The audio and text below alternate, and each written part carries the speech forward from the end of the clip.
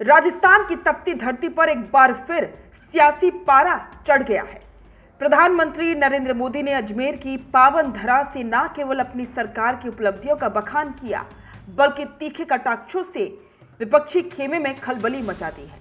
लेकिन सवाल सिर्फ ये नहीं है कि उन्होंने क्या कहा, सवाल ये है कि उन्होंने अजमेर को ही इस बड़े प्रहार के लिए क्यों चुना। पीएम मोदी के भाषण की 5 बड़ी बातें हैं जो कि चर्चा का विषय बनी हुई। सबसे पहली है एआई समिट और बदनामी का मुद्दा।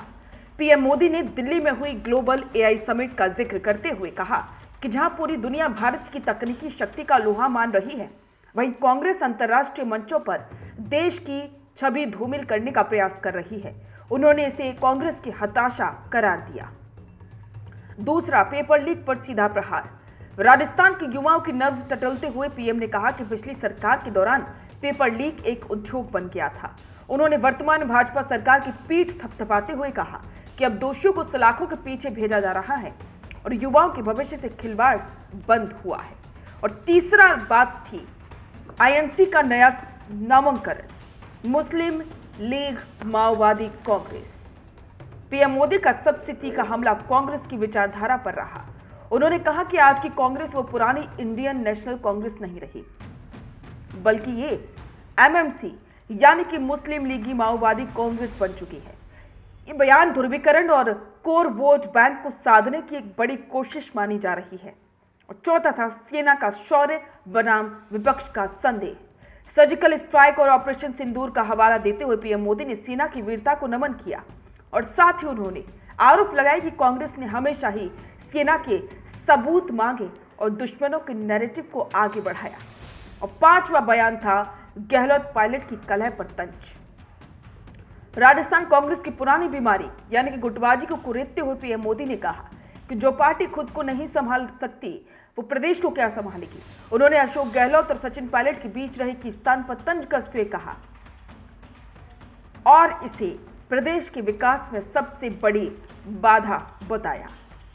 प्रधानमंत्री नरेंद्र मोदी का अजमेर आना कोई संयोग नहीं, बल्कि एक सोची समझी रणनीति का हिस्सा है। इसके पीछे 4 मुख्य कारण नजर आते हैं। पहला, केंद्र बिंदु और भौगोलिक पहुंच। अजमेर राजस्थान के बीचों बीच स्थित है। यहां से जयपुर, नागौर, टोंक, पाली और भीलवाड़ा जैसे जिलों को सीधा संदेश जाता है। अजमेर में की गई रैली का असर मध्य राजस्थान की कम से कम 40 से 45 विधानसभा सीटों और 4 से 5 लोकसभा सीटों पर पड़ता है। दूसरा, सांप्रदायिक और सामाजिक समीकरण। अजमेर धार्मिक सद्भाव और विविधता का केंद्र है। यहाँ दरगाह शरीफ भी है और पुष्कर राज भी। पीएम मोदी ने यहाँ से मुस्लिम लीग और तुष्टीकरण जैसे शब्दों का इस्तेमाल करके एक स्पष्ट लकीर खींचने की कोशिश की है जो शहरी और ग्रामीण दोनों मतदाताओं को प्रभावित करती है। चौथा मुख्य कारण है जाट और गुर्जर बेल्ट को साधना। अजमेर के आसपास का इलाका जाट और गुर्जर बाहुल्य है। सचिन पायलट का प्रभाव क्षेत्र पास होने के कारण यहां से कांग्रेस के अंदरूनी कलह पर बोलना सीधे तौर पर गुर्जर वोट बैंक को संदेश देना है कि कांग्रेस ने उनके नेता का अपमान किया है। वहीं पेपर लीक का मुद्दा उठाकर उन्होंने जाट युवाओं को अपनी ओर खींचने की कोशिश की है।